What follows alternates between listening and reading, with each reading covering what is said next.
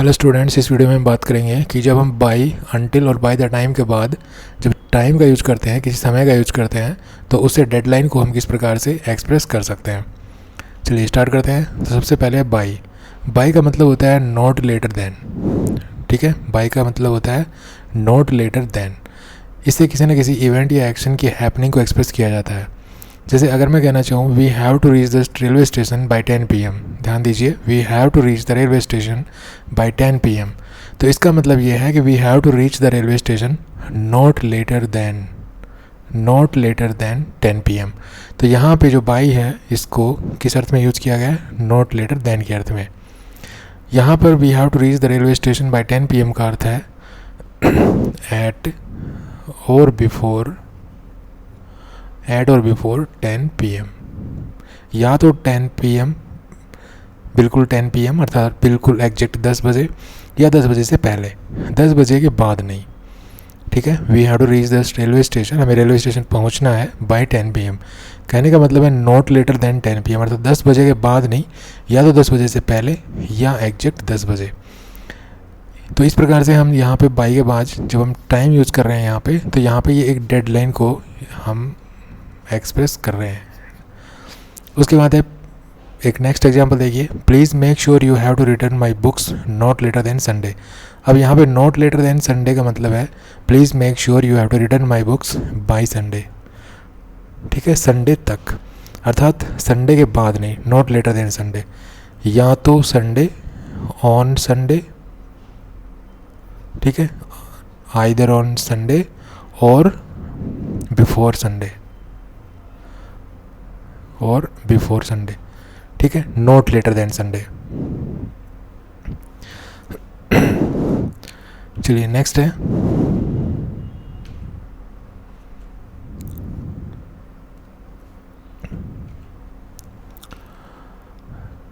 Until और till.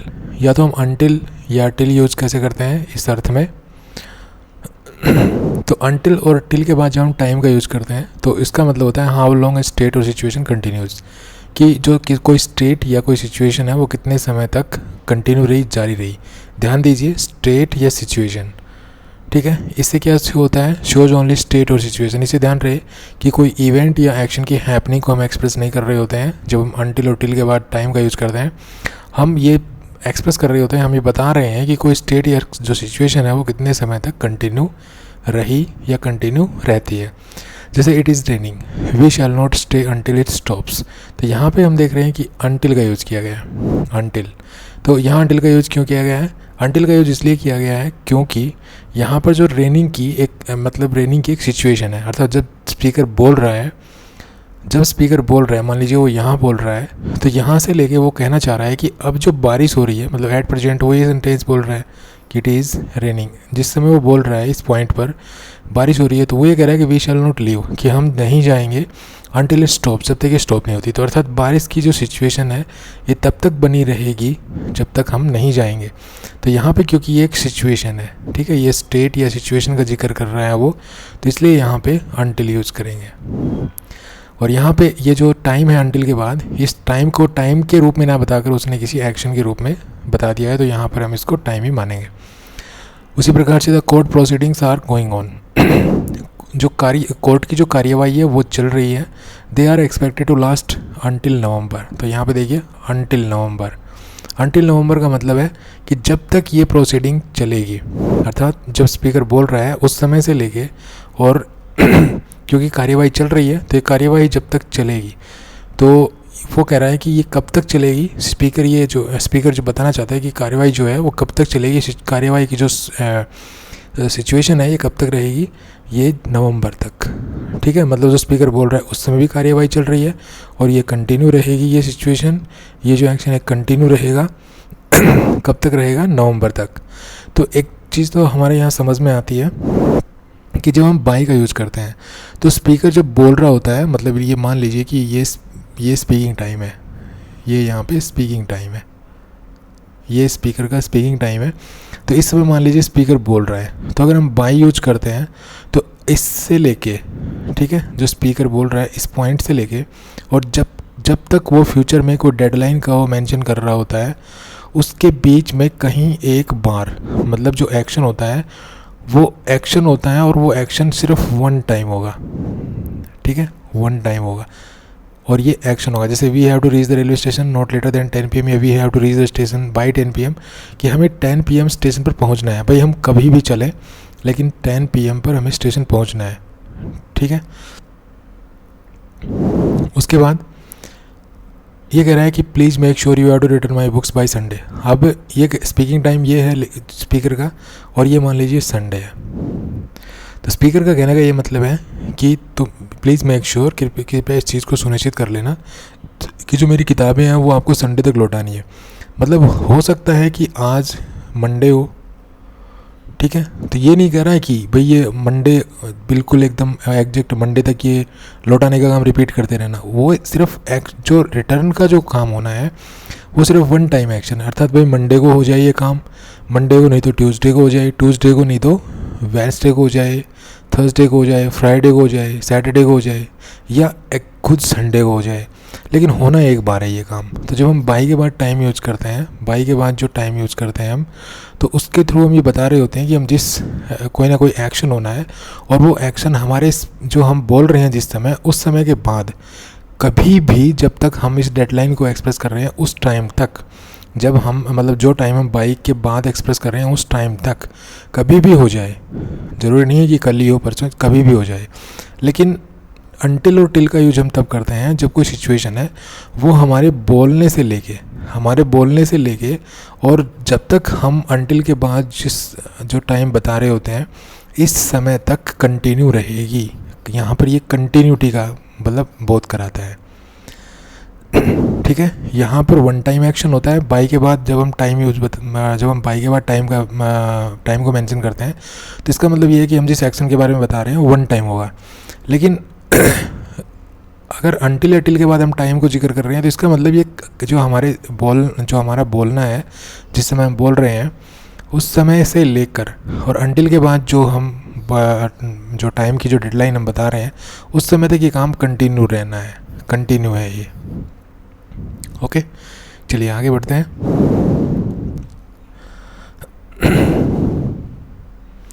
आगे है ये दो एग्जाम्पल आपको इस मीनिंग को क्लियर करेंगे। देखिए, फर्स्ट है right the report until 5 PM। इसका मतलब ये है कि स्टार्ट राइटिंग नाउ, कि अभी रिपोर्ट लिखनी शुरू कर दो, क्योंकि अंटिल यूज किया है। तो अंटिल के लिए मैंने क्या बोला था कि ये स्पीकिंग टाइम है, मान लीजिए स्पीकर का ये स्पीकिंग टाइम है। तो स्पीकिंग टाइम से लेके जो क्या सिचुएशन बनानी है, यहाँ पे रिपोर्ट लिखनी है, तो मतलब राइटिंग का काम अभी शुरू कर दो और कंटिन्यू रहो अंटिल 5 PM, 5 बजे तक। अगर आप अंटिल यूज करते हैं तो इसका मतलब ये हो जाएगा, ठीक है, कि अभी लिखनी शुरू कर दो और 5 बजे तक लिखते रहो वेदर इट फिनिश्ड और नॉट। बेशक ये फिनिश हो या ना हो, लेकिन तुम्हें अब लिखना शुरू करना है और 5 बजे तक इसको लिखते ही रहना है। उसके अलावा right the report by 5 PM, अगर आप बोलते हैं 5 PM तो इसका मतलब ये है कि कभी भी लिखो जाए, ठीक है, लेकिन 5 बजे से पहले जो है ये रिपोर्ट फिनिश होनी चाहिए। ये रिपोर्ट लिखने का काम जो है फिनिश होना चाहिए। अगर आप बाई लिखते हैं तो बाई तो बाई के बाद जब हम टाइम मेंशन करते हैं तो इसका मतलब है जो काम बताया जा रहा है, अर्थात यहाँ पे राइटिंग का काम बताया जा रहा है, रिपोर्ट को लिखने का काम बताया जा रहा है, रिपोर्ट को लिखने की बात हो रही है, तो इसका मतलब रिपोर्ट लिखने का काम जो है शुरू कभी भी हो सकता है, लेकिन मुझे 5 बजे तक फिनिश चाहिए, ये काम ख़त्म हो जाना चाहिए। लेकिन अगर आप अंटिल 5 PM लिखते हैं, ये अंटिल 5 PM लिखते हैं, तो इसका मतलब ये होता है कि यहाँ पर रिपोर्ट लिखने का काम हो रहा है, ठीक है, यहाँ भी रिपोर्ट लिखने का काम हो रहा है और यहाँ भी रिपोर्ट लिखने का काम हो रहा है, लेकिन यहाँ पे अंटिल 5 PM यूज़ किया गया। जब आप अंटिल 5 PM यूज़ करते हैं इसका मतलब है कि जो रिपोर्ट लिखने का काम है वो शुरू अभी हो जाए, ठीक है। स्पीकर जो चाहता है कि अभी जो मैं बोल रहा हूँ एट प्रेजेंट स्पीकर के स्पीकिंग टाइम पर ये काम शुरू हो जाए और ये अंटिल 5 PM चले। अंटिल अगर आप लगाते हैं तो मतलब 5 बजे तक चले और 5 बजे तक ये कंटिन्यू रहे, अभी ये काम शुरू हो जाए और 5 बजे तक हो। लेकिन जिस कार्य के बारे में बोला जा रहा है वो भले ही पूरा हो या ना हो, इसका कोई मतलब नहीं, लेकिन आपको 5 बजे तक काम करना है। लेकिन क्योंकि अंटिल 5 PM जो हम यूज़ करते हैं, अंटिल के बाद टाइम यूज़ करते हैं, इसका मतलब ये है कि how long you have to write, मतलब आपको कितने समय तक लिखना है। यहाँ पर ये स्ट्रेस किया जा रहा है, कितने समय तक आपको लिखना है। कितनी देर तक आपने ये काम करना है। लेकिन अगर आप बाई प्लस 5 PM यूज़ करते हैं तो इसका मतलब यहाँ पे स्पीकर ये कहना चाहता है कि मेरी तरफ से भले ही कितनी भी देर हो काम, लेकिन 5 बजे से पहले ये जो काम है ये फिनिश्ड हो। ओके, चलिए आगे बढ़ते हैं।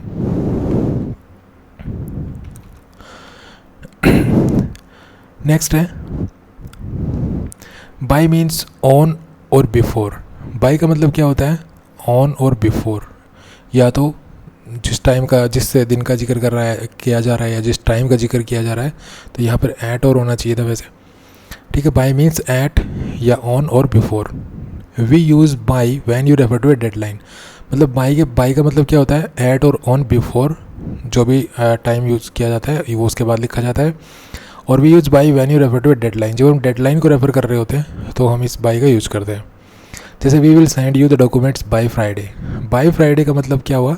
बाय फ्राइडे का मतलब ये हुआ not later than Friday, not later than Friday, either on और बिफोर फ्राइडे, आइदर ऑन और बिफोर फ्राइडे। ठीक है, ये डेडलाइन तय कर दी। और ये जो मैंने बताया था कि आपको जब बाय प्लस टाइम यूज़ करते हैं हम, तो ये वन टाइम एक्शन होना है। अर्थात स्पीकर बोल रहा है किसी समय, अगर स्पीकर बोल रहा है, मान लीजिए स्पीकिंग का टाइम ये है, तो ये और ये फ्राइडे है मान लीजिए, तो फ्राइडे तक ये काम कभी भी हो सकता है और ये वन टाइम होगा, क्योंकि we will send you the document, जब हम डॉक्यूमेंट्स आपको सौंपेंगे तो सौंपने का काम सिर्फ वन टाइम होगा। ठीक है, ये कभी भी हो सकता है, ये कोई सिचुएशन नहीं है, ना कोई स्टेट है। तो हम यहाँ पर ये नहीं कहना चाह रहे कि जो ये एक्शन है, ये जो सेंडिंग का जो काम है, ये कितनी देर तक जारी रहेगा। आप देख रहे हैं, आप ये जानते हैं, कॉमन सेंस की बात है कि किसी को कोई चीज़ दे ना लेना, ये कोई सिचुएशन नहीं है और ये कोई देर तक जारी नहीं रह सकते, ये वन टाइम एक्शन है।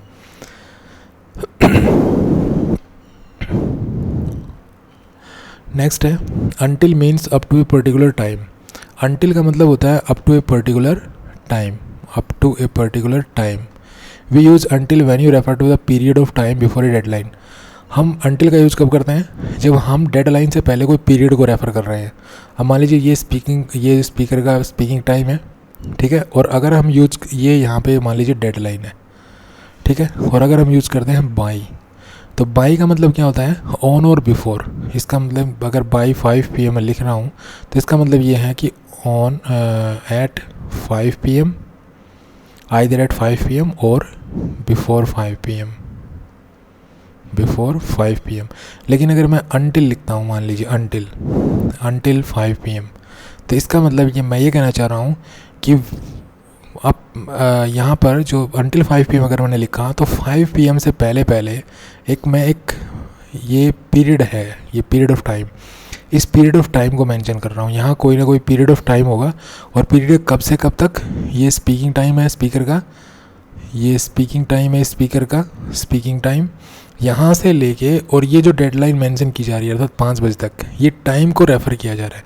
तो जब आप स्पीकर के स्पीकिंग टाइम और डेडलाइन के बीच के इस समय को, इस पीरियड ऑफ टाइम को अगर मेंशन कर रहे हैं सिर्फ, तो आप यूज़ करेंगे अनटिल। ठीक है, अगर आप पीरियड को मेंशन ना करके सिर्फ इस डेडलाइन को मेंशन कर रहे हैं और ये कहना चाह रहे हैं कि ऑन और बिफोर और फिर जो टाइम है वो, तो हम यहाँ पे बाय यूज़ करते हैं। जैसे we will send you the documents by Friday. ठीक है, हम फ्राइडे तक आपको डॉक्यूमेंट्स दे देंगे, लेकिन यह है we have until Friday to send out the documents. लेकिन यहाँ पे क्या कह रहा है कि वी हैव अनटिल फ्राइडे, अर्थात अब से लेके और फ्राइडे तक, यहाँ पे हमारे पास फ्राइडे तक का ये स्पीकिंग टाइम है, तो अब से लेके और फ्राइडे तक का जो पीरियड है वो हमारे पास इस समय है। किस लिए है? To send out the documents, आपके डॉक्यूमेंट्स जो है देने के लिए। लेकिन यहाँ पे किसकी बात हो रही है? यहाँ पे बात हो रही है we will send you the, यहाँ पे डॉक्यूमेंट्स सेंड करने की बात हो रही है, और ये वन टाइम एक्शन है। ठीक है, यहाँ पे कह रहा है कि जो फ्राइडे से या तो पहले या फ्राइडे को आपको डॉक्यूमेंट्स मिल जाएंगे। लेकिन यहाँ पे बात हो रही है पीरियड ऑफ टाइम की। टाइम कौन सा? ये स्पीकिंग टाइम से लेके और डेडलाइन है यहाँ तक, ये जो बीच में टाइम है इसकी बात हो रही है। तो जब आप स्पीकिंग टाइम से लेके फ्राइडे, मतलब स्पीकिंग टाइम और डेडलाइन के बीच के जो टाइम को मेंशन कर रहे हैं, पीरियड ऑफ टाइम को मेंशन कर रहे हैं, तो हम यूज़ करते हैं अनटिल। ठीक है। और अगर हम डेडलाइन से पहले किसी भी कोई भी वन टाइम एक्शन की बात करते हैं, इस डेडलाइन से पहले किसी भी वन टाइम एक्शन की बात करते हैं, तो हम यूज़ करते हैं बाय प्लस टाइम। चलिए आगे बढ़ते हैं। By is use to describe an action or event that happens on और बिफोर ए पर्टिकुलर मोमेंट। हम बाय का यूज़ क्यों करते हैं? By is use to describe an action. By is use to describe an action or event that happens on और before. इस point को ध्यान दीजिए, ऑन और before a particular time. By का यूज हम उस एक्शन या उस इवेंट को डिस्क्राइब करने के लिए करते हैं जो किसी पर्टिकुलर पॉइंट से पहले घटित होता है। बाय का यूज हम उस एक्शन या उस इवेंट को डिस्क्राइब करने के लिए करते हैं जो किसी पर्टिकुलर पॉइंट से पहले या उस पर्टिकुलर पॉइंट पर जो है घटित होता है। अब मान लीजिए मैंने ये पर्टिकुलर पॉइंट ये डिसाइड कर लिया, ठीक है। अगर इस पॉइंट पर ये कोई काम होता है या इस पॉइंट से पहले किसी भी पॉइंट पर किसी भी मोमेंट वो काम होता है तो मैं यूज़ करूँगा बाई। लेकिन अगर मुझे ये जो पॉइंट है, मैंने डेडलाइन जो फिक्स कर रखी है, मेरे बोलने से और इसमें इस डेडलाइन तक के टाइम को पूरे को मेंशन करना चाहूँ, पूरा इन्वॉल्व करना चाहूँ, तो मैं यूज़ करूँगा अनटिल। जैसे we expect to know the judgment by the end of the November. हमें उम्मीद है कि जो जजमेंट है, केस का कोई जजमेंट है, वो नवंबर तक हमें मिल जाएगा, हम जान जाएंगे उसका जजमेंट क्या है।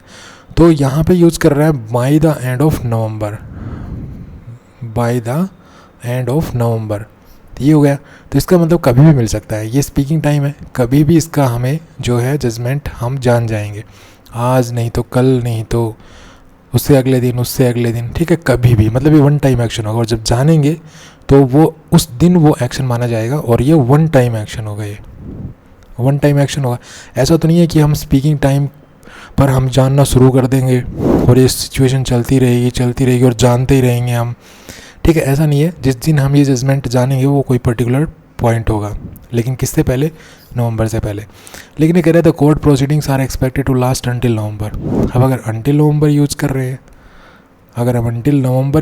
तो इसका मतलब क्या है कि कोर्ट की प्रोसीडिंग्स है वो उम्मीद है कि वो चलती रहेगी नवंबर तक। अर्थात स्पीकर जब बोल रहा है तो इस पॉइंट से लेके इस पॉइंट पर जो है प्रोसीडिंग शुरू हो गई और कंटिन्यू चलती रहेगी, अर्थात एक स्टेट या सिचुएशन ये चलती रहेगी और अंटिल नवंबर तक।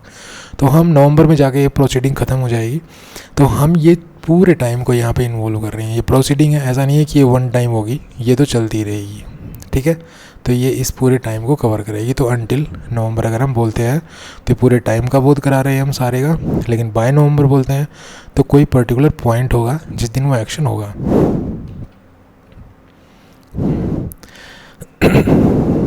अभी देखिए, the court proceedings are expected to last, ये तो हो लिया। नेक्स्ट देखिए, I can do it by 5 PM। अब मान लीजिए मैं ये सेंटेंस बोलता हूँ आई can do it by 5 PM, तो इसका मतलब एट प्रेजेंट का मतलब क्या हुआ? एट प्रेजेंट ये क्या हो रहा है?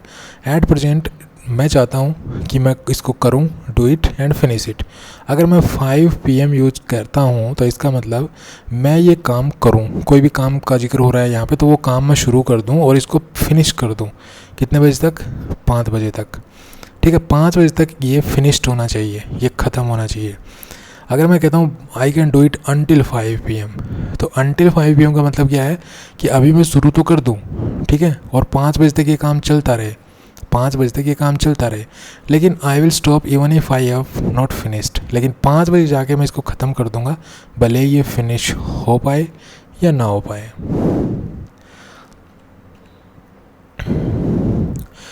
नेक्स्ट है, हम जो फ्यूचर में जो अगर हम डेडलाइन तय करते हैं कोई, जब हम फ्यूचर में टाइम की डेडलाइन तय करते हैं, अब मान लीजिए ये हमारी टाइम लाइन है, ये हो गया पास्ट, ये हो गया प्रेजेंट और ये हो गया फ्यूचर, ठीक है। मान लीजिए हम स्पीकर यहाँ पे है और वो फ्यूचर में कोई पॉइंट बता रहा है, कोई डेडलाइन बता रहा है कि भाई इस समय जो काम होना है वो मतलब इस समय तक कोई काम हो चुका होगा, या वो पास्ट को कोई डेडलाइन मेंशन कर रहा है, पास्ट की डेडलाइन को मेंशन कर रहा है। तो हम इन डेडलाइंस को, फ्यूचर की और पास्ट की डेडलाइंस को मेंशन करने के लिए हम क्या यूज़ करते हैं, बाय द टाइम। तो देखिए, by the time we reach the station the train will have left. By the time, देखिए by the time we reach the station, यहाँ पे बाय द टाइम के बाद, इस फ्रेज़ के बाद हम किसी एक्शन का जिक्र करते हैं। तो by the time we reach the station the train will have left, इसका मतलब क्या है कि the train will have left between now and the time we reach the station, कि इस समय और ये पॉइंट जो है, ये पॉइंट, ये डेडलाइन है फ्यूचर की, इस पॉइंट के बीच में कहीं ना कहीं किसी ना किसी पॉइंट पर ट्रेन लेफ़्ट कर देगी, इसका मतलब ये है।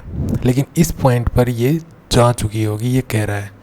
तो इस बात को कहने के लिए हम bye the time phrase use करते हैं, और बाय द टाइम के बाद जो टेंस होता है ये वी रीच द स्टेशन, ये हम प्रेजेंट इंडेफिनिट यूज़ करते हैं, ठीक है। उसके बाद by the time we reach the station the train will have left, तो ये फ्यूचर की डेडलाइन को मेंशन किया जा रहा है, और इसका मतलब ये the train will have left between now and the time we reach the station, ठीक है, between now and the time we reach the station. तो यहाँ पर ये दो जो है, ये दो जो हैं पॉइंट मेंशन किए जा रहे हैं यहाँ पे। नेक्स्ट है by the time we reach the station last night the train had left. अब यहाँ पे जो है पास्ट की जो है डेडलाइन को मेंशन किया जा रहा है कि पास्ट में क्या हुआ था। पास्ट में क्या हुआ था, ये कह रहा है कि last night we went to Delhi, कि भाई कल रात हम दिल्ली गए थे, लेकिन it took us a long time route to reach the station. अब यहाँ पे वेंट नहीं होना चाहिए था, यहाँ पे लास्ट नाइट वी वांटेड ऐसे होना चाहिए था, गए तो थे ही नहीं, we wanted to go to Delhi, ठीक है, ये होना चाहिए था। Last night we wanted to go to Delhi, कि कल रात हम दिल्ली जाना चाहते थे, but it took us a long time to reach the station, लेकिन हमें स्टेशन पे बहुत टाइम लग गया पहुंचने में। तो हम ये क्या कहेंगे, हम ये कहेंगे by the time we reach the station last night, कि कल रात जिस समय तक हम स्टेशन पहुंचते द ट्रेन हैड लेफ्ट, तो ट्रेन जा चुकी थी। तो यहाँ पर हम देख रहे हैं कि जो डेडलाइन है, जब हम किसी कार्य को मेंशन कर रहे हैं, वहाँ पे हम बाय द टाइम, अगर हम फ्यूचर की डेडलाइन को मेंशन कर रहे हैं तो बाय द टाइम के बाद जो है ये जो है प्रेजेंट इंडेफिनिट का इस्तेमाल करते हैं, और उसके बाद फ्यूचर, क्योंकि फ्यूचर की डेडलाइन को मेंशन करें तो फ्यूचर परफेक्ट का इस्तेमाल करते हैं।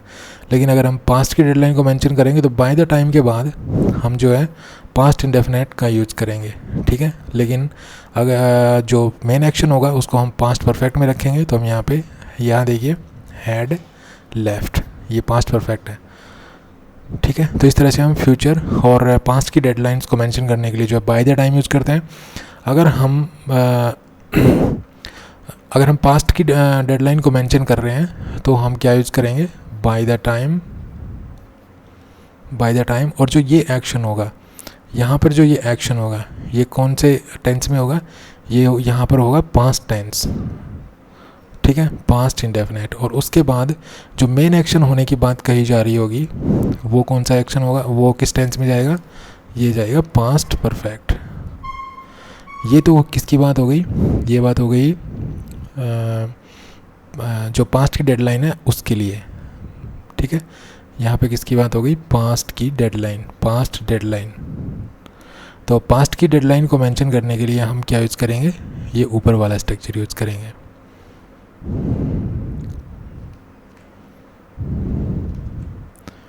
पास्ट की डेडलाइन को मेंशन करने के लिए हम ये ऊपर वाला स्ट्रक्चर यूज़ करेंगे, ठीक है।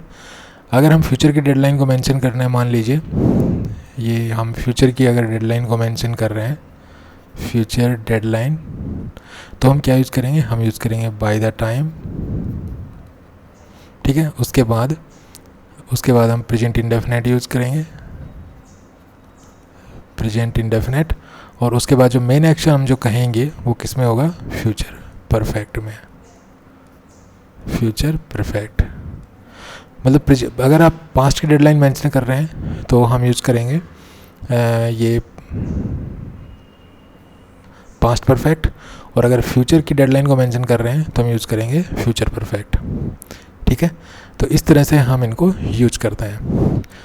तो इस तरह से हमने देखा कि बाय अनटिल और बाय द टाइम का यूज हम डेडलाइन के तौर पर कैसे करते हैं। तो thanks for watching this video, happy learning, bye.